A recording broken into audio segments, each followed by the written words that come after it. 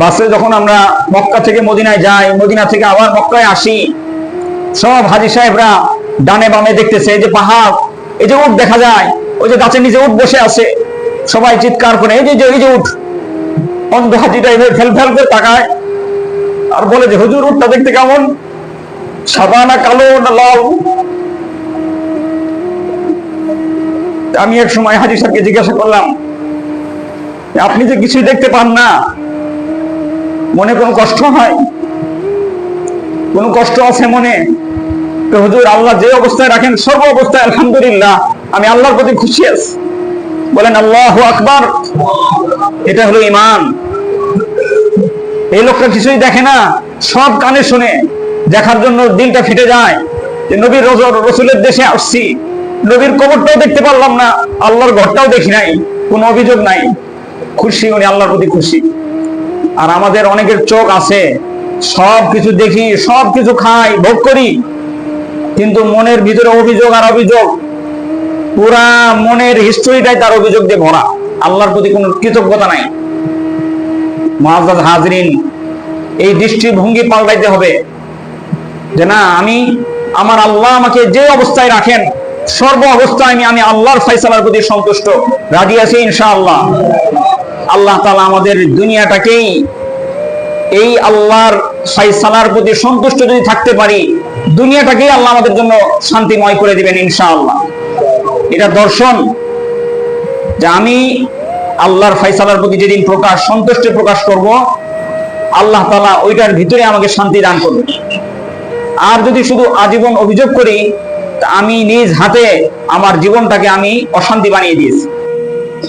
আসসালামু আলাইকুম ওয়া রাহমাতুল্লাহ।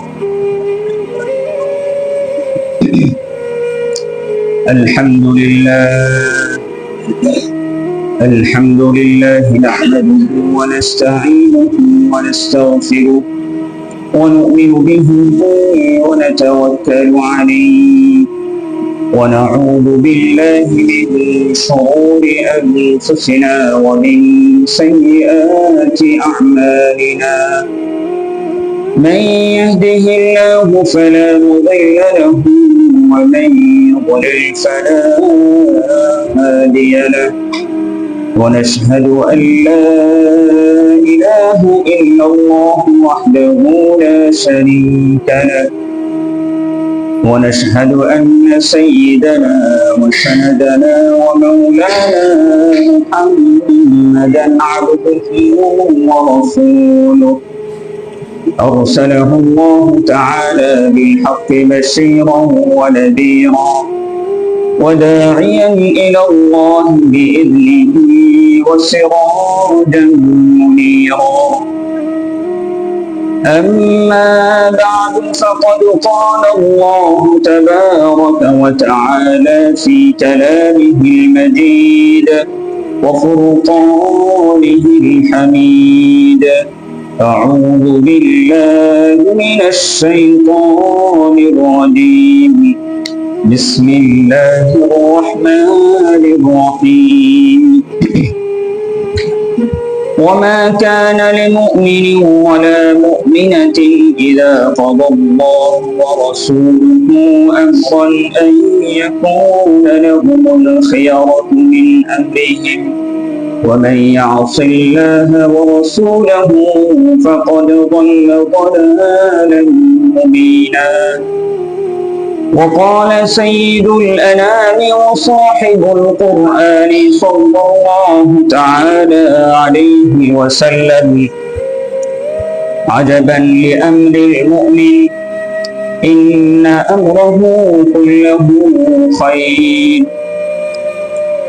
إن أصابته سراء فشكر فكان له خير، وإن أصابته ضراء فصبر فكان له خير، أو كما قال عليه الصلاة والسلام. محبة الشتى درود إبراهيم.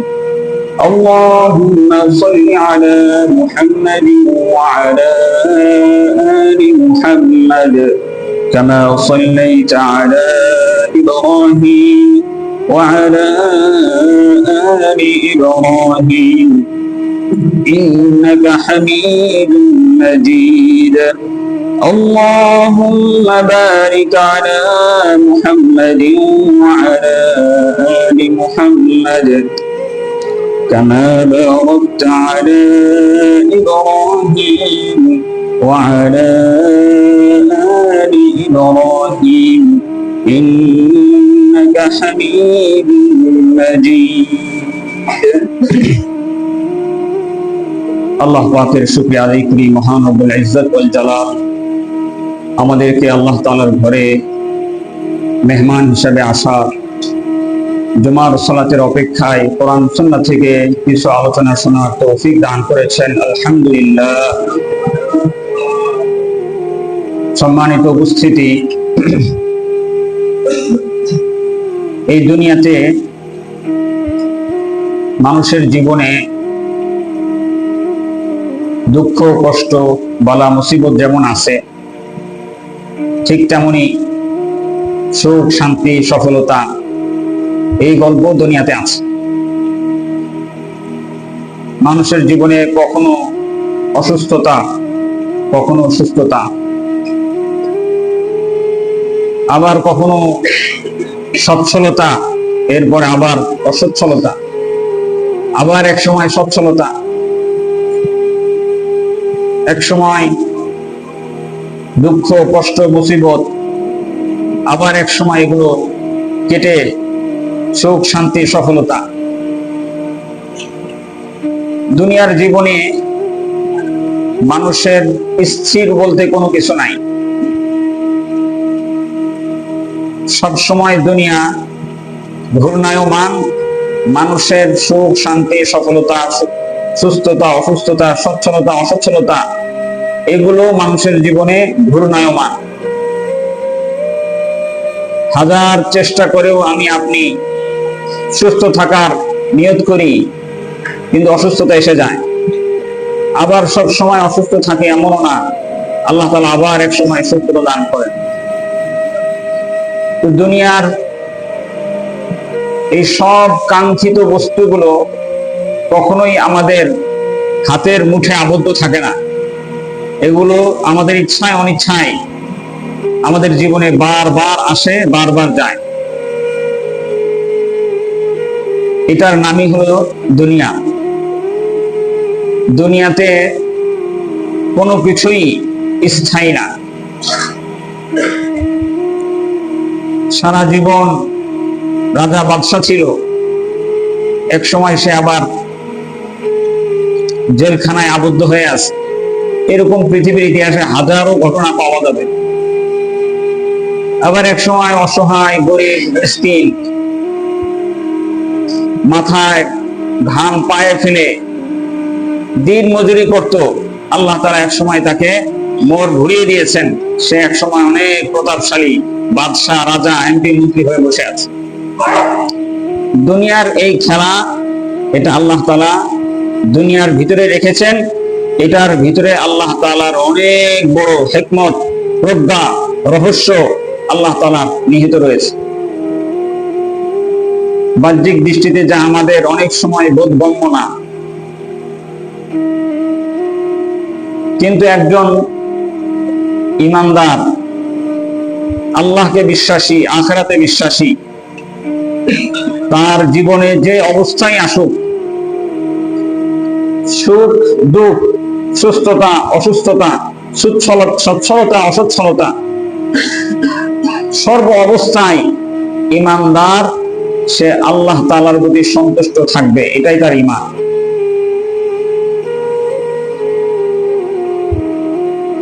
কোন অবস্থাতেই সে আল্লাহ তাআলার উপর অভিযোগ করতে পারে না। আল্লাহ তাআলার সব ফয়সালার উপরে সন্তুষ্ট থাকা, এটা একটা ঈমানের অংশ। যে আল্লাহ, আপনি আমার রব, পুরা দুনিয়ার সৃষ্টিকর্তা একমাত্র আপনি। পুরা দুনিয়াকে যখন যে অবস্থায় যেভাবে রাখেন, মালিকানা তো আপনার।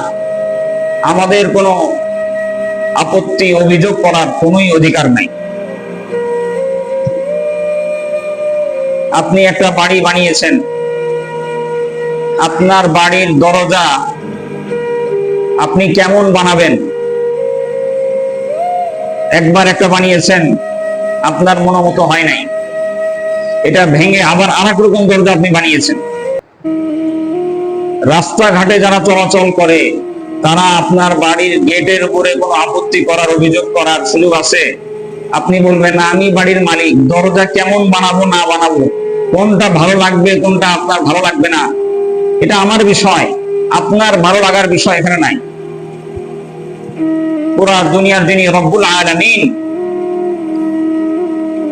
সমগ্র বিশ্বের যিনি মালিক, তিনি যেটা চাইবেন, যখন চাইবেন, যেভাবে চাইবেন ওইভাবেই করবেন। আমরা হলাম তার গোলাম, তার বান্দা, আমরা শুধু তার ফয়সালার উপরে সন্তুষ্টি থাকব, এটাই আমাদের সৌভাগ্যের সোপান। আল্লাহর ফয়সালার উপরে সন্তুষ্ট থাকা, এটাই হলো সৌভাগ্যের চাবিকাঠি। যখন বান্দা আল্লাহর সন্তুষ্টি, আল্লাহর ফয়সালার প্রতি সন্তুষ্টি থাকা শিখে যাবে, এই দুনিয়াটাই তার জন্য জান্নাতের মতো প্রশান্তিদায়ক হয়ে যাবে। যখন আমি দিলে দিলে এটা বিশ্বাস করে নিয়েছি যে আমার আল্লাহ আমার জন্য যা করবেন আমি সেটা দিয়েই সন্তুষ্ট, মুসিবতের সময় আল্লাহকেই ডাকবো, আল্লাহকেই বলবো যে আল্লাহ আমি তো অসুস্থ, আপনি শেফা দেনেওয়ালা। বিপদের সময় আল্লাহকে বলবো, আল্লাহ বিপদ থেকে উদ্ধারকারী একমাত্র আপনি, আপনি উদ্ধার করুন। কিন্তু অভিযোগ করার অধিকার পৃথিবীর কারো নাই। মুআজ্জাজ হাজিরিন, আল্লাহ তাআলার এই ফয়সালার প্রতি সন্তুষ্ট থাকা, এটাকে কোরআন এবং হাদিসের ভাষায় বলা হয় রিদা বিল কাযা। হাদিসে আসছে, আল্লাহুম্মা ইন্নী আসআলুকার রিদা বাদাল কাযা। হে আল্লাহ, আপনার কাছে আমি সন্তুষ্টি চাই আপনার ফয়সালার পরে। মানে আপনি যেই ফয়সালাই করেন, আপনার ওই ফয়সালার প্রতি সন্তুষ্টি আমি আপনার কাছে চাচ্ছি। সর্ব অবস্থায় যেন আপনার ফয়সালার প্রতি আমি সন্তুষ্ট থাকতে পারি। তবে ঘাবড়ানো, ভয় পাওয়ার কিছু নাই। মুমিন বান্দা, আল্লাহ তাআলা তাদেরকে ভালোবাসেন না কাফের, বেঈমান, অমুসলিম এদেরকে আল্লাহ ভালোবাসেন? নিঃসন্দেহে একমাত্র মুমিনদেরকেই আল্লাহ ভালোবাসেন। ভালোবাসেন বিধায় তো তাকে ইমানের মতো সবচেয়ে দামি, সর্বশ্রেষ্ঠ নিয়ামত আল্লাহ তাআলা মুমিনকে দান করেছেন, যে ঈমান তাকে দিয়েছেন। ঈমান দিয়েছেন কেন? আল্লাহ তাকে ভালোবেসে জান্নাত দান করবেন, জাহান্নামের কঠিন শাস্তি থেকে আল্লাহ তাকে মুক্ত করবেন। এর থেকে বড় নিয়ামত আর কি হতে পারে, যে আল্লাহ আমাদেরকে ভালোবেসে ঈমানের দৌলত আল্লাহ দান করেছেন। আলহামদুলিল্লাহ। এটার শুকরিয়া আদায় করা, শেষ করা, এটা আমাদের পক্ষে সম্ভব না। তো ঈমানের দৌলত আল্লাহ তাআলা মানুষের সৌভাগ্যের সবথেকে বড় সৌভাগ্যের বিষয় যে আল্লাহ আমাদেরকে ঈমান দিয়েছে। আর ঈমান দেওয়ার ক্ষেত্রে আল্লাহ তাআলা মানুষের এটা দেখেন নাই কে সুন্দর কে অসুন্দর, কে কোন দেশের নাগরিক, কে লম্বা কে বেটে, কে হালকা পাতলা কে মোটা, কার বংশধর কি, এই সব কিছু দেখে আল্লাহ ঈমানের নিয়ামত দিয়েছেন। বিষয়টা এমন না। পৃথিবীর সবথেকে কালো বেলালে হাবশি, তাকে আল্লাহ তাআলা ঈমানের দৌলত দান করেছেন। আবার অনেক উঁচু বংশধর, নবীজির আত্মীয়, কিন্তু ঈমানের দৌলত আল্লাহ দেন নাই। এটা তো আমাদের হাতের কামাই না, ফখর করার কিছুই নাই, যে সম্পূর্ণ আল্লাহ তাআলা প্রদত্ত। আল্লাহ যাকে চাইছেন তাকেই দিয়েছে। ই সাআদাত বাজুরে বাজু নিস্ত, কানা বখশদ খোদায়ে বখশিন্দা। এই সৌভাগ্য এটা কারো কষ্টার্জিত হাতের বাহুবল দিয়ে কেউ কামাইতে পারে নাই। এটা তো আল্লাহ তাআলা যাকে অনুগ্রহ করে দয়া করে ঈমানের দৌলত দিয়েছেন, সেই এই সৌভাগ্য অর্জন করেছে। মুআজ্জাজ হাজরিন, তো ঈমানের দাবি হলো আল্লাহ তাআলা আমার উপরে আপনার উপরে যখন যেই পরীক্ষা নিরীক্ষা সুখ শান্তি সফলতা যা দিবেন, সর্ব অবস্থায় আল্লাহর সন্তুষ্টি আল্লাহর ফয়সালার প্রতি আমি সন্তুষ্ট থাকি। তো ঈমানের বড় একটা দাবি। সাহাবা ইকরাম রিদওয়ানুল্লাহি তাআলা আলাইহিম আজমাইন, আল্লাহ তাআলা কোরআনুল কারীমে তাদের গুণাগুণ বর্ণনা করতে গিয়ে বলেছেন রাদিয়াল্লাহু আনহুম ওয়া রাদু আন। রাদিয়াল্লাহু আনহুম, আল্লাহ তাদের প্রতি সন্তুষ্ট হয়ে গেছেন, সুবহানাল্লাহ। এরপর আল্লাহ বলছেন ওয়া রাদু আন, তারাও আল্লাহর প্রতি সন্তুষ্ট হয়ে গেছে। সাহাবা ইকরামের জামাতের ব্যাপারে আল্লাহ তাআলা অনেক গুণাবলী কোরআনে বলেছেন।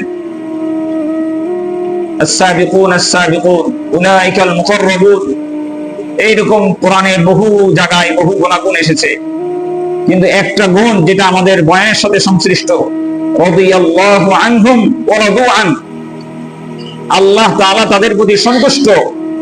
আল্লাহ যার প্রতি সন্তুষ্ট, দুনিয়া এবং আখিরাতে তাদের কোনো টেনশনের কোনো অবকাশ কোনো দরকার নেই।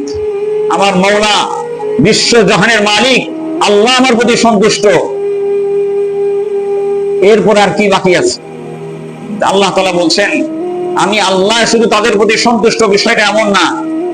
ওয়া রাদু আন, তারাও আমি রব, আমি আল্লাহর প্রতি সন্তুষ্ট হয়ে গেছে।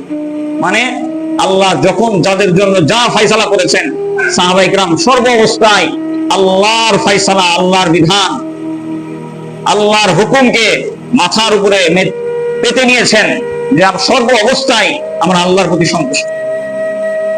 মুআজ্জাজ হাজরিন, আমরাও যদি আল্লাহর সন্তুষ্টি পেতে চাই, তা আমাদের করণীয় হলো আল্লাহর ফয়সালার প্রতি আমাদের কি থাকতে হবে? সন্তুষ্ট থাকতে হবে, তবে আল্লাহও আমাদের প্রতি সন্তুষ্ট হয়ে যাবে। এখানে ঈমানের একটা বিষয়, তাকদীরের একটা বিষয়। তাকদীর, এটা আমরা বিশ্বাস করি যে দুনিয়াতে ভালো মন্দ যা কিছু হয়, এই সব কিছু করনেওয়ালা একমাত্র কে? আল্লাহ। আমার অসুখ বিসুখ এটাও আল্লাহর পক্ষ থেকে, সুস্থতা এটাও আল্লাহর পক্ষ থেকে, সচ্ছলতা এসেছে এটা আল্লাহ দিয়েছেন, অসচ্ছলতা যদি কখনো আসে সেটাও আল্লাহর পরীক্ষা। এটা তাকদীর। কোরআনে এই বিষয়ে অনেক আয়াত এসেছে। ঈমানদার যে অবস্থায় থাকুক, আমার ঈমান হলো আমি আমার রবের প্রতি সন্তুষ্ট থাকব। সূরাতুল আহজাব, সূরা আহজাবের ভিতরে আল্লাহ রাব্বুল আলামিন 22 নম্বর পারার দ্বিতীয় পৃষ্ঠা 36 নম্বর আয়াত সূরা আহজাবে আল্লাহ বলছেন ওয়ামা কানা লিমুমিনিন ওয়ালা মুমিনাতিন إذا قضى الله ورسوله أمرا أن يكون لهم الخيرة من أمرهم ومن يعص الله ورسوله فقد ضل ضلالا مبينا। যখন আল্লাহ এবং তার রাসূল কোনো বিষয়ে ফয়সালা দিয়ে দেন, তখন কোনো মুমিন এবং কোন মুমিনা, মুমিন নর এবং নারী, তাদের কোনো অধিকার থাকে না যে বিষয়ে আল্লাহ এবং তার রাসূল ফয়সালা দিয়েছেন সেই বিষয়ে তারা কোনো মত প্রকাশ করার তাদের কোনো অধিকার নেই। এরপর আল্লাহ বলছেন ওয়া ইয়াসিল্লাহ ওয়া রাসূলাহ, যে ব্যক্তি আল্লাহ এবং তার রাসূলের নাফরমানি করবে, অবাধ্যতা করবে, ফাকাদ দাল্লা দালালাম মুবিনা, সে বড়ই পথভ্রষ্ট গুমরাহিতে নিপতিত হবে। মুআজ্জাজ হাজরিন, সূরা আহজাবের এই আয়াতে আল্লাহ স্পষ্ট বলে দিয়েছেন, আল্লাহ তাআলা যখন কোনো ফয়সালা করে দিবেন, কোন মুমিন সে নর হোক আর নারী হোক, তার এই বিষয়ে মাথা ঢুকানোর, কোন মত পেশ করার, ব্যক্তিগত কোন স্বাধীনতা পেশ করার তার কোনো অধিকার নাই। যেহেতু ফয়সালা দিয়েছেন কে? আল্লাহ। আল্লাহর ফয়সালার উপরে কোন মুমিন যে আল্লাহকে বিশ্বাস করে তার ব্যক্তিগত মত প্রকাশের কোনো স্বাধীনতা নাই, বরং সে আল্লাহর ফয়সালার প্রতি মাথা নত করে মনের সন্তুষ্টি প্রকাশ করা, এটা তার ঈমান। আল্লাহ তাআলা আমাদেরকে এই আয়াতের প্রতি পরিপূর্ণ ঈমান আনার তৌফিক দান করেন। মুআজ্জাজ হাজিরিন, এদিকে মনোযোগ দেই।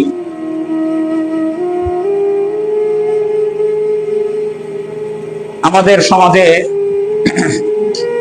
যাদের এই ঈমান আকীদা বিষয়ে পড়াশোনার সুযোগ হয় নাই, এই বিষয়ে গভীর জ্ঞান নাই, তারা আমরা অনেক সময় না বুঝে বিপদ আপদ বালা মুসিবতের সময় অনেক আপত্তি অভিযোগ করে বসি। বিশেষভাবে যখন কোনো বড় ধরনের দুর্যোগ আসে, বন্যা, ভূমিকম্প, এই ধরনের বড় ধরনের কোনো দুর্যোগ আসে, তো এগুলোকে আমরা বিভিন্ন ভাবে আল্লাহ তাআলার প্রতি অভিযোগের সুরে বলি যে এত বড় বিপদ কেন আসলো? আমরা যদি আযাবের শিকার হয়ে থাকি, তাহলে সব থেকে বড় যারা গুনাহগার, পাপিষ্ট, কাফের, আমেরিকায় আসতে পারে না, ইসরায়েলে আসতে পারে না, আমাদের মতো গরিব দেশে কেন আসে? যদি গুনাহের কারণে এসে থাকে, তাহলে ওই এলাকায় কেন আসলো, এই এলাকায় কেন আসলো না? অমুক জায়গায় কেন আসলো? সেখানে তো মসজিদ আছে, মাদ্রাসা আছে, নিষ্পাপ বাচ্চারা আছে, অনেক দিনদার আল্লাহওয়ালা বুজুর্গ মানুষ আছে, সেখানে কেন আসলো? এইরকম বড় বড় অভিযোগ আমাদের সমাজের কিছু মানুষের আছে। এগুলোর উত্তর কোরআন হাদিসে আছে, বিভিন্ন বিস্তারিত আলোচনা আছে। আল্লাহ তাআলা কোরআনে যে কোনো বিপদকেই আযাব আর গজব বলা যাবে না। আবার যে আযাব আর গজব আসছে সেটা সবার জন্যই আযাব গজব, তাও এমন না। দুনিয়াতে বড় বড় দুর্যোগ আসে, বিপদ আসে, কখনো জাতি গোষ্ঠীর উপরে, কখনো ব্যক্তি জীবনে আসে, কখনো পারিবারিক জীবনেও আসে। মুআজ্জাজ হাজিরিন, সব কিছুর উপরে আমাদের মুক্তি হলো চোখ বন্ধ করে আল্লাহর ফয়সালার প্রতি সন্তুষ্ট থাকা। আল্লাহ তাআলা যখন যা দিবেন, আমাদের আল্লাহর প্রতি কোনো অভিযোগ নাই। নিজের ভুল ত্রুটি, নিজের গুনাহ, নিজের দুর্বলতা, অপরাধতা, এগুলোকে স্মরণ এনে আমি তো আল্লাহর হক কিছুই আদায় করি নাই, আমি তো আল্লাহর গোলাম, আল্লাহ যদি আমাকে না বানাইতেন তাও আমার অভিযোগ করার ছিল না। আল্লাহ তাআলা যদি আমাকে মানুষ না বানায় অন্য কোনো প্রাণী বানাইতেন, একটা পিঁপড়া, মশা, মাছি, গরু, ভেড়া, ছাগল, দুম্বা, কুকুর, বিড়াল বানাইতেন, কোনো অভিযোগ করার সুযোগ ছিল? আল্লাহ তাআলা তো দয়া মায়া করে মানুষ বানিয়েছেন।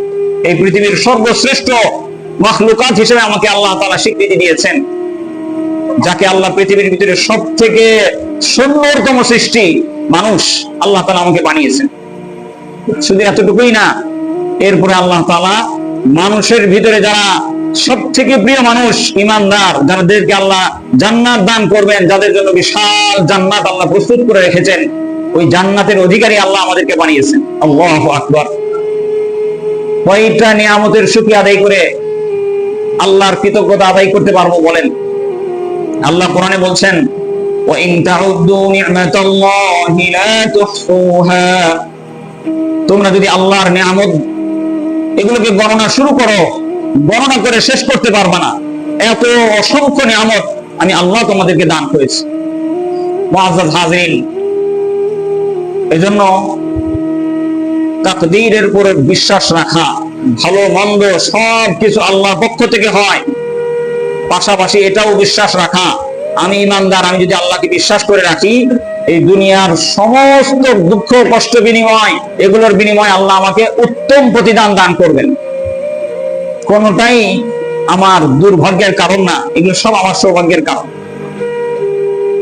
এই বিষয়টাকে মনে প্রাণে বিশ্বাস করা যে দুনিয়াতে ইমানদার মুমিন তার জীবনে যাই আসুক এটা তার জন্য সৌভাগ্য, এটা তার জন্য কল্যাণ, কল্যাণই কল্যাণ।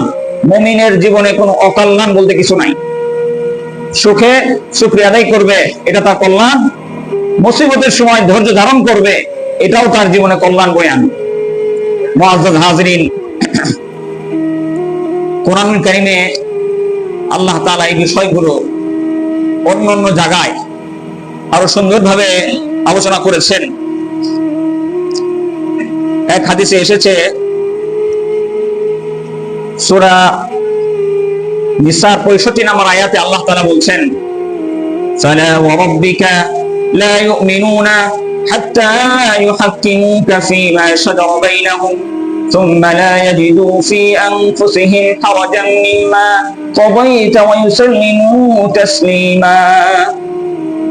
এখানে আল্লাহ তাআলা নিজেই শপথ করছেন, ফালা ওয়া রাব্বিকা, হে নবী আপনার রবের শপথ,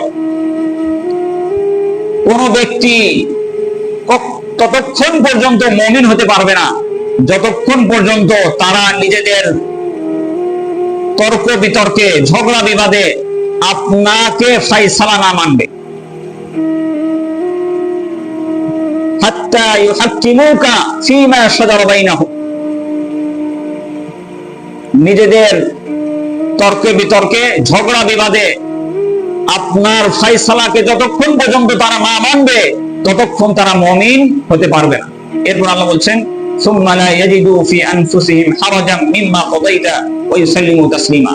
আপনি যে তাদের ঝগড়া বিবাদে, তাদের বিসংবাদে আপনি যে ফায়সালা দিবেন, ওই ফায়সালার প্রতি যদি তাদের অন্তরে আপনি কোন ধরনের কোন আপত্তি অভিযোগ না পান, তবেই তারা মুমিন। ওয়া ইউসাল্লিমু তাসলিমা, আর তারা এটা মনে প্রাণে বিশ্বাস করে এটাকে মেনে নিবে আপনার ফয়সালাকে, তবেই সে মুমিন হতে পারে। সূরা নিসার 65 নম্বর আয়াত। মুআজ্জাজ হাজরিন, কোরআনে এরকম একাধিক জায়গায় আল্লাহ তাআলা এই বিষয়টি আমাদেরকে বুঝিয়েছেন যে আল্লাহ তাআলার ফয়সালার প্রতি আমাদেরকে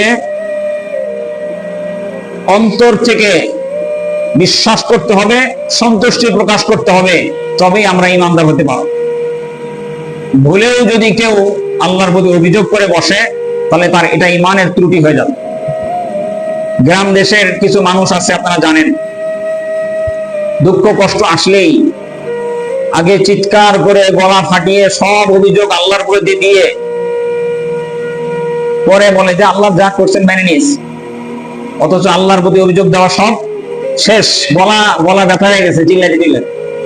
আল্লাহ আর কাউকে দেখলো না, আমার ছেলেটাকেই দেখলো, এই হলো তো সেই হলো, সারাদিন গলা ফাটিয়েছে, এখন গলা বসে গেছে, এখন বলে যে আল্লাহ যা করেন সব মেনে নিস। এতক্ষণ কি বললেন? মুআজ্জাজ হাজরিন, এগুলো ঈমানের অংশ, এগুলো বোঝার জিনিস।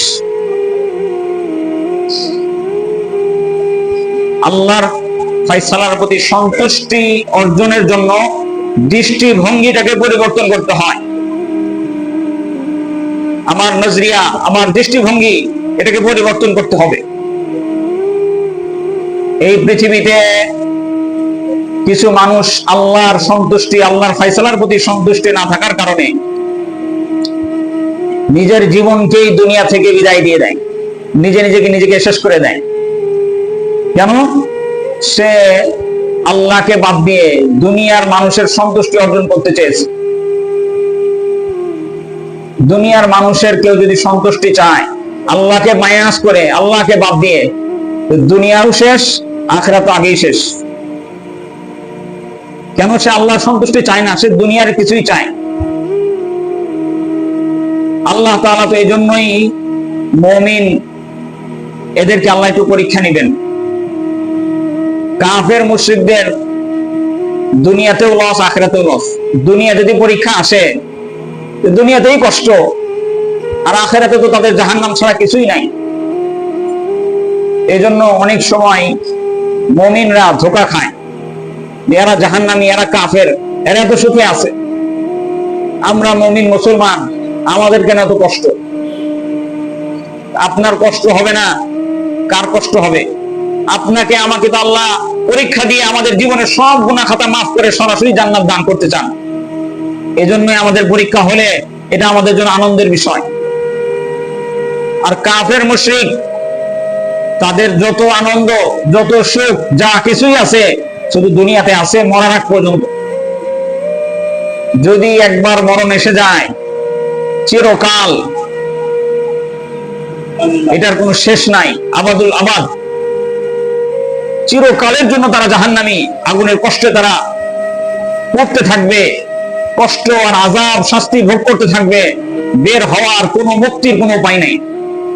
মুআজ্জাজ হাজরিন, আমাদের বিষয়ে, ঈমানদারদের বিষয়ে আল্লাহ রাসূল সাল্লাল্লাহু আলাইহি ওয়াসাল্লাম সবকিছু যখন দেখলেন, মুমিনদের সব বিষয় দেখার পরে রাসূলুল্লাহ সাল্লাল্লাহু আলাইহি ওয়াসাল্লাম বড় আশ্চর্য হলেন, বড়ই খুশি প্রকাশ করলেন। হাদিস শরীফে, তিরমিজি শরীফের হাদিসে এসেছে 2999, 2999, রাসূলুল্লাহ সাল্লাল্লাহু আলাইহি ওয়াসাল্লাম ইরশাদ করছেন, আজাবান লিআমরিল মুমিন ইন্না আমরাহু কুল্লাহু খায়র। মুমিনের বিষয়টি বড়ই আশ্চর্যের। মুমিন, ঈমানদার, তাদের বিষয়টা বড়ই আশ্চর্যের বিষয়। ইন্না আমরাহু কুল্লাহু খায়র, তার জীবনের পুরাটাই শুধু কল্যাণ আর কল্যাণ। নিশ্চিত মুমিনের সবকিছুই কল্যাণ, অকল্যাণ বলতে মুমিনের কিছুই নাই। বলেন সুবহানাল্লাহ, আলহামদুলিল্লাহ। আমাদের বিষয়ে আমাদের নবী আমাদেরকে বলছেন, ঈমানদারের জীবনে অকল্যাণ বলতে কিছু নাই, সবকিছুই তার জন্য কল্যাণ। এটা আবার কেমন কথা হলো? সবকিছুই কল্যাণ, দুঃখে আছি, কষ্টে আছি, খেতে পারি না, এই সমস্যা ওই সমস্যা, তাও কল্যাণে আছি। অবশ্যই আপনি কল্যাণে আছেন, এটা আমার কথা না, এটা বিশ্বনবী জনাবে মুহাম্মদ মুস্তাফা সাল্লাল্লাহু আলাইহি ওয়াসাল্লাম বলছেন, মুমিনের জীবনে সবকিছুই তার সফলতা, সবকিছুই তার কল্যাণ। কিভাবে? নবীজি নিজেই বলছেন, ওয়ালাইসা যালিকা লিআহাদিন ইল্লা লিলমুমিন। তবে এই বিষয়টা, আশ্চর্যের বিষয়টা, কল্যাণের বিষয়টা, এটা অন্য কারো নয়, শুধুই মুমিনদের, শুধু মুমিনদের জন্য এই সুসংবাদ। কিভাবে? বলছেন, ইন আসাবাতহু সাররাউ শাকারা ফাকানা খায়রান লাহু। যদি তার সচ্ছলতা আসে, সুখ শান্তি আসে, সফলতা আসে, সে আল্লাহর শুকরিয়া আদায় করবে, তো এটা তার জন্য কল্যাণই কল্যাণ। সুখ পেয়ে এটা তার এক সুখ, আনন্দ, এটা তার কল্যাণ। এরপরে সে সুখ পেয়ে আল্লাহর শুকরিয়া আদায় করলো, তার ডবল কি হলো? সফলতা।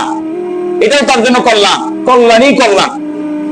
এরপর নবীজি বলছেন, وَإِنْ أَصَابَتْهُ ضَرَّاءُ صَبَرَ فَكَانَ خَيْرًا لَهُ أَوْ كَمَا قَالَ عَلَيْهِ الصَّلَاةُ وَالسَّلَامُ। আর যদি তার জীবনে বালা মুসিবত, দুঃখ, কষ্ট, বিপদ আসে, তাহলে সে ধৈর্য ধারণ করবে, সবর করবে, এটাও তার জন্য কল্যাণ। মুমিনের জীবনে আমরা যখন দুঃখে কষ্টে সবর করি, আল্লাহ তাআলা কোরআনে বলছেন, ইন্নাল্লাহা মা'আস সাবিরিন। ধৈর্য ধারণকারী সাবিরিনদের সাথে আমি আল্লাহ তার সাথে আছি। সুবহানাল্লাহ। অন্য আয়াতে আল্লাহ বলছেন যে ধৈর্য ধারণকারীদেরকে আল্লাহ জান্নাত দান করবেন। তো মুমিনের জীবনে ব্যর্থতা, অকল্যাণ বলতে কোনো কিছু নাই। মুমিনের ডিকশনারিতে অকল্যাণ বলতে কিছু নাই, যদি সে মুমিন হয়ে থাকে। তার জীবন, তার পুরা দুনিয়ার সমস্ত দিন, প্রত্যেকটা দিন, প্রত্যেকটা মুহূর্ত একজন মুমিন যদি হয়ে থাকে সে, তাহলে তার জীবনটা সফলতার জীবন, কল্যাণের জীবন। তার লাইফ স্টাইলে কোনো অকল্যাণ বলতে কিছু নাই, সবকিছুই তার জন্য কল্যাণ, সবকিছুই তার জন্য সফলতা, সাকসেস। কিভাবে? নবীজি বলছেন যদি সুখ শান্তি সফলতা আসে তাহলে সে শুকরিয়া আদায় করবে যে এই নিয়ামত দিয়েছেন কে? আল্লাহ। আর যদি শুকরিয়া আদায় করে, আল্লাহ তাআলা বলছেন লা ইন শাকারতুম লা আযীদান্নাকুম, শুকরিয়া আদায় করবা বান্দা, আমি আল্লাহ তোমার নিয়ামতকে আরো বহুগুণ বাড়িয়ে দিব। সে বিশ্বাস করবে এই সুখ শান্তি সফলতা এটা দেওয়ার মালিক একমাত্র আল্লাহ, আল্লাহ আমাকে দিয়েছেন, সুতরাং ফালিল্লাহিল হামদ, সব প্রশংসা একমাত্র আল্লাহর জন্য। আবার কখনো যদি বিপদ আপদ আসে, অসুস্থতা আসে, অসচ্ছলতা আসে, বিভিন্ন টেনশন আসে, এই অবস্থায় সে নিরাশ হবে না, আল্লাহর প্রতি কোনো অভিযোগ আনবে না, বরং আল্লাহর উপরে সবর আর ধৈর্য ধারণ করে আল্লাহর কাছে মুক্তি চাইবে। তো সবর করলে আল্লাহ বলছেন বান্দা তুমি যদি সবর করো আমি তোমার গুনাহ খাতা মাফ করব, তোমার মর্যাদাকে বহুগুণ বৃদ্ধি করে দিব, আর সবরের কারণে আদর সওয়াব পাবা, এর বিনিময়ে তোমাকে আমি জান্নাত দান করব।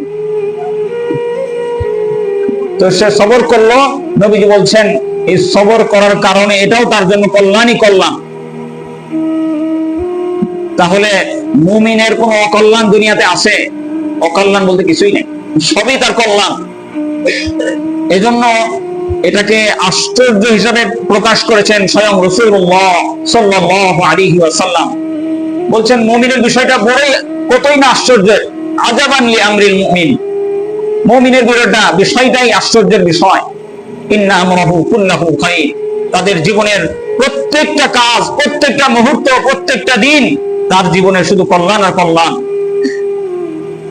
ফালাইসা লিআহাদিন ইল্লা লিল মুমিন, নবীজি বলছেন এটা মুমিন ছাড়া অন্য কারোর জন্য এই সুসংবাদ, এই সফলতা, এই কল্যাণ নাই, শুধুই মাত্র মুমিনদের জন্য। কেন? কাফের মুশরিক তাদের যা কিছু হবে এই দুনিয়াতেই শেষ, আখিরাতে তারা কিছুই পাবে না। যে আল্লাহর শুকরিয়া আদায় করবে ওই আল্লাহকে তো তারা বিশ্বাসই করে না, আল্লাহর সাথে শিরিক করে। মুআজ্জাজ হাজিরিন, এজন্য যে কোনো বালা মুসিবত বিপদ আপদ আসলে আমরা ধৈর্য হারা না হয়ে সবর করব, আল্লাহর ফয়সালার প্রতি সন্তুষ্টি প্রকাশ করা শিখব। রাজি আছি ইনশাআল্লাহ? সর্ব অবস্থায় আমি আল্লাহর ফয়সালার প্রতি সন্তুষ্ট, এটা বোঝার জিনিস। এটা অনেক বড় এক দর্শন শাস্ত্র। যার জীবনে একবার আল্লাহর সন্তুষ্টি, আল্লাহর ফয়সালার সন্তুষ্টি এসে গেছে, তার পুরা জীবনটাই সৌভাগ্যে ভরে গেছে, এই দুনিয়াটাই তার জন্য জান্নাত হয়ে গেছে। যদি সে একবার শিখে যায় যে যাই হোক আমি আল্লাহর প্রতি সন্তুষ্ট। আসলে দুনিয়াতে শতভাগ সুখী এরকম মানুষ পাওয়া যাবে? শতভাগ সুখী পাবেন না, কেউ শতভাগ সুখী না। কেন? দুনিয়া শতভাগ সুখী হওয়ার জায়গা না। কিসের জায়গা? তো দুনিয়াতে আল্লাহ আমাদেরকে এনেছেন শুধু আল্লাহর সন্তুষ্টি অর্জনের জন্য, আল্লাহর ইবাদত বন্দেগীর মাধ্যমে আমরা আল্লাহর সন্তুষ্টি অর্জন করব। তো কিছু মানুষ আছে তাদের কোনো অভিযোগ নাই, সব সময় আলহামদুলিল্লাহ, অথচ তাদের জীবনেও দুঃখ কষ্ট আমাদের থেকে খুঁজলে বেশি আছে, কিন্তু তারা এই সব দুঃখ কষ্টকে থোড়াই কেয়ার করে। তারা সবকিছুকে আলহামদুলিল্লাহর শুকরিয়া দ্বারা ধুয়ে মুছে পরিষ্কার করে দিয়েছে। সর্ব অবস্থায় আলহামদুলিল্লাহ। এই দুনিয়াতে আপনি খোঁজ নিয়ে দেখেন, যেই মানুষটাকে সুখী মনে হয় তার জীবনের দুঃখ কষ্টটা আপনার থেকে বেশি, কিন্তু সে প্রকাশ করে না। দুনিয়ার নিজামটাই এমন। আমাকে আমার জীবনটাকে যদি সুখী করতে হয়, আমার জীবনটাকে যদি প্রশান্তিময় করতে হয়, আমাকে এক নম্বর সবক শিখতে হবে যে আমি আল্লাহর ফয়সালার প্রতি কি থাকবো? সন্তুষ্ট। আলহামদুলিল্লাহ, যা হয়েছে আমার আল্লাহর পক্ষ থেকে হয়েছে, আমি রাজি আছি, আলহামদুলিল্লাহ। এই সবক আমাদেরকে অর্জন করতে হবে। দুনিয়াতে আমরা আমাদের কাছেও দেখি, আমরা কিছু মানুষ আছে অভিযোগের শেষ নাই, সুযোগ পেলেই অভিযোগের শেষ নাই, হাজার অভিযোগ। আসলে দুঃখে কষ্টে তো উনি আছেন, অভিযোগ আসাটাও স্বাভাবিক।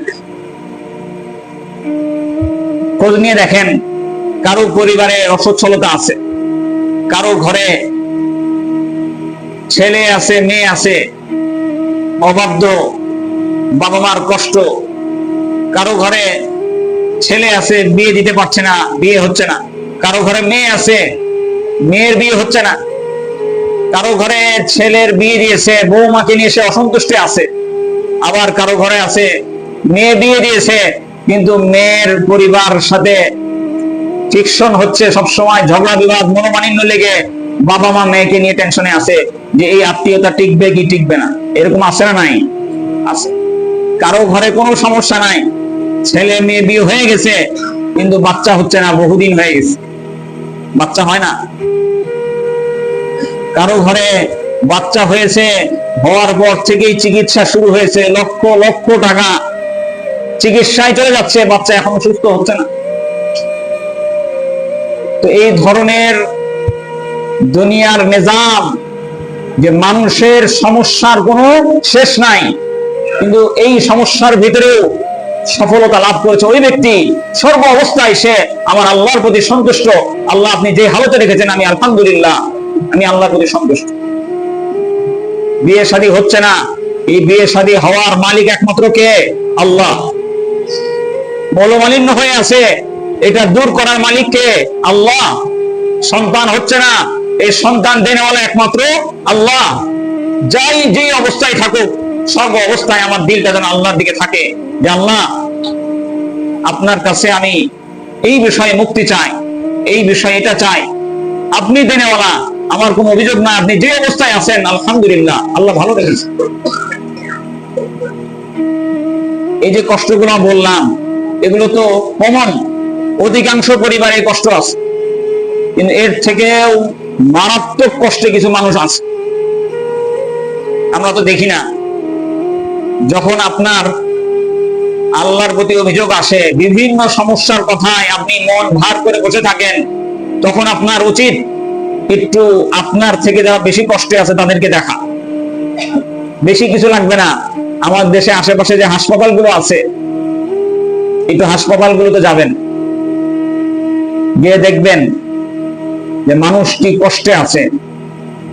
কোন কোন রোগী আছে মাসকে মাস অসুস্থ, হাসপাতালের বেডে পড়ে আছে, ছটফট করতেছে, তড়পাচ্ছে, কখন জানি মরে যায়। ওই অবস্থায় দুনিয়ার সমস্ত কাজ ফেলে আত্মীয় স্বজন রোগীর পাশে বসে আছে, তাদেরও একটু কষ্ট। যার ঘরে সন্তান নাই তার তো অনেক কষ্ট। আবার যার ঘরে সন্তান হয়েছে প্রতিবন্ধী, তাকে সারা জীবন এই কষ্ট বহন করতে হবে, তাকে কে সান্ত্বনা দিবে? মুআজ্জাজ হাজরিন, এজন্য এই বিষয়টা আমাদেরকে খেয়াল করতে হবে যে আল্লাহ তাআলা এই দুনিয়াতে আমাদের শতভাগ মনের ইচ্ছা পূরণ করবেন না, পূরণ হওয়ার কোনো আশ্বাসও আল্লাহ দেন নাই। তাহলে কি করতে হবে? যতটুকু পেয়েছি অতটুকুর প্রতি বেশির থেকে বেশি শুকরিয়া আদায় করি, তাহলে আল্লাহ তাআলা আমাদের দুনিয়াটাকে শান্তিময় করে দিবেন। খুঁজে খুঁজে যদি আমি কি কি পেয়েছি, আল্লাহ তাআলা আমাকে কি কি নিয়ামত দিয়েছেন, ওইটাই যদি খোঁজা শুরু করি, এটা খুঁজে শেষ করতে পারবো না। তাহলে এত অভিযোগ কোত্থেকে আসে? মুআজ্জাজ হাজরিন, এজন্য দৃষ্টিভঙ্গিটাকে পরিবর্তন করতে হবে। সারাদিন শুধু অভিযোগ আর অভিযোগ। একজনে আসছেন অভিযোগ নিয়ে, তার পরিবারে অশান্তি। আর একজন অভিযোগ নিয়ে আসছেন, তার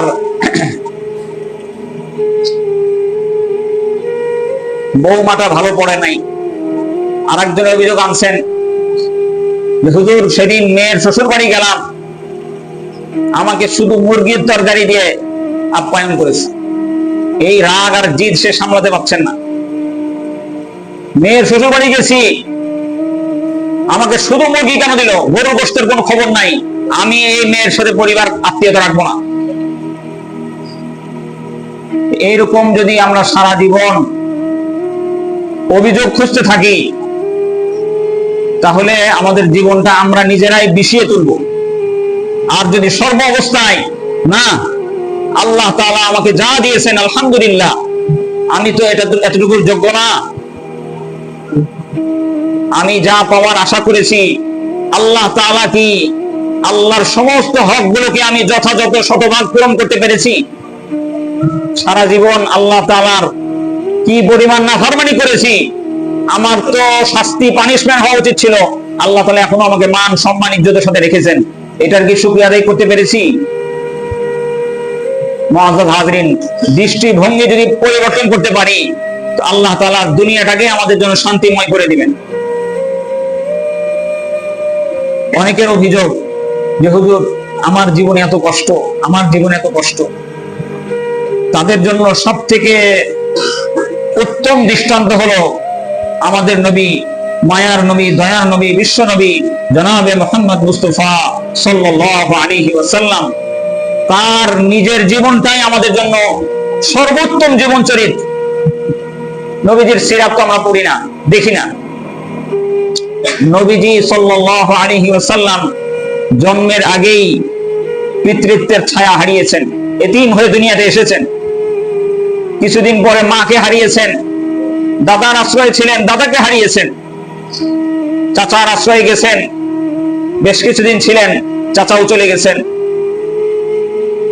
স্ত্রী আম্মাজান খাদিজা রাদিয়াল্লাহু আনহা নবীজির জীবদ্দশায় তারও ইন্তেকাল হয়ে গেছে। সন্তান, পুত্র সন্তান যতগুলো হয়েছে, চারটা পুত্র সন্তান ছোটবেলায় নবীজির জীবদ্দশায় নবীজির সন্তানগুলোকে হারিয়েছেন। মেয়েগুলো অধিকাংশ নবীজির জীবদ্দশায় দুনিয়া থেকে বিদায় নিয়েছেন, এক হযরত ফাতেমা ছাড়া রাদিয়াল্লাহু আনহা। মেয়েদের জীবনে নবীজি যখন ঈমান আর ইসলামের দাওয়াত দিলেন নবুয়তের পরে, পুরা এলাকাবাসী, মহল্লাবাসী, আত্মীয় স্বজন সকলে নবীজির সাথে দুশ্মনী, শত্রুতা, বিদ্বেষ পোষণ করা শুরু করলো। যারা নবীজির দুনিয়াতে আগমনে আনন্দিত হয়েছিল তারা পর্যন্ত নবীজির দুশ্মনে, জানের দুশ্মনে পরিণত হয়েছে। এক পর্যায়ে নবীজি নিজের জানের নিরাপত্তার ভয়ে আল্লাহর হুকুমে নবীজি হিজরত করে নিজের জন্মভূমি, মাতৃভূমি, আত্মীয় স্বজন সবকিছুকে ছেড়ে নবীজি হিজরত করে চলে গেছেন সুদূর মদিনায়। এই যে নবীজির কষ্টগুলো, আমি এখন শুধু নবীজির কষ্ট নিয়ে আলোচনা করতে গেলে আরো 2-3 জম্মা লাগবে। নবীজি মেয়েকে বিয়ে দিয়েছেন, জামাই শুনেছে যে নবীজি ঈমানের দাওয়াত দেওয়া শুরু করেছে, এই জন্য নবীজির কন্যাকে তালাক দিয়ে ঘরে পাঠিয়ে দেওয়া হয়েছে। নবীজির স্ত্রী হযরত আম্মাজান আয়েশা রাদিয়াল্লাহু আনহা, মুনাফিকরা মারাত্মক ধরনের অপবাদ দিয়ে কলুষিত করার চেষ্টা করেছে নবীজির জীবন, নবীজির আপন স্ত্রীকে। নবীজি ধৈর্য ধারণ করেছেন। ক্ষুধার যন্ত্রণায় সাহাবায়ে কিরাম সহ স্বয়ং বিশ্ব নবী জনাবে মুহাম্মদ মুস্তাফা সাল্লাল্লাহু আলাইহি ওয়াসাল্লাম পেটে পাথর বেঁধেছেন। ইতিহাসটা আপনাদের জানা। আপনি আমি জীবনে কয়দিন না খেয়ে পেটে গামছা হলেও বাঁধছি, এরকম একজন ইতিহাস বলেন? এরকম মানুষ খুঁজে পাওয়া মুশকিল যে লাগাতার 2-3 দিন না খেয়েছিলেন। কিন্তু আমাদের নবীজি পুরা মুসলিম গোত্র সাহাবায়ে কিরাম সহ নবীজিকে মক্কার বাইরে এক জঙ্গলের ভিতরে, পাহাড়ের ভিতরে আবদ্ধ রাখা হয়েছে 3 বছর। নবীজি গাছের পাতা খেয়েছেন। সাহাবায়ে কিরাম বলেছেন, গাছের পাতা খেতে খেতে আমাদের মলমূত্র পশুর মতো হয়ে গেছে। তায়েফের ময়দানে নবীজির কষ্ট। মুআজ্জাজ হাজরিন, যেই নবী, এই পৃথিবীর সর্বশ্রেষ্ঠ মানুষ, আল্লাহ তাআলা যাকে সবথেকে বেশি ভালোবাসেন, যার প্রতি ঈমান না আনলে আমরা মুমিন হতে পারবো না, যিনি জান্নাতের দরজায় না গেলে জান্নাতের দরজা খোলা হবে না, সেই নবীর জীবনে এত কষ্ট, তার 100% আমাদের জীবনে এখনো আসে নাই। আমরা অভিযোগ করতে পারি, নবীজির জীবনীটা খুলে দেখেন, নবীজির জীবনে কি পরিমাণ কষ্ট এসেছে। নবীজি কখনোই তো এই কথা বলেন নাই যে আল্লাহ মনে হয় আমার প্রতি নারাজ, অসন্তুষ্ট হয়েছে। মুআজ্জাজ হাজরিন, এজন্য আমাদের জীবনের সর্বোত্তম দৃষ্টান্ত আমাদের নবীর জীবনী। যে কোনো বিপদে আমরা ভেঙে পড়ি, এই ভেঙে পড়াটা এটা শয়তানের পক্ষ থেকে। আল্লাহ তাআলার প্রতি কখনোই আশা হারাবেন না, ভরসা রাখবেন। হ্যাঁ, করণীয় হলো দৃষ্টিভঙ্গিটাকে পরিবর্তন করা। যেই বিপদে আসুক আলহামদুলিল্লাহ। এই হজের সফরে আমাদের হজের একজন সহযাত্রী হাজি ছিলেন, অন্ধ মানুষ, দুই চোখে কিছুই দেখেন না। সৌদির রোদের তাপ, প্রচন্ড রোদ।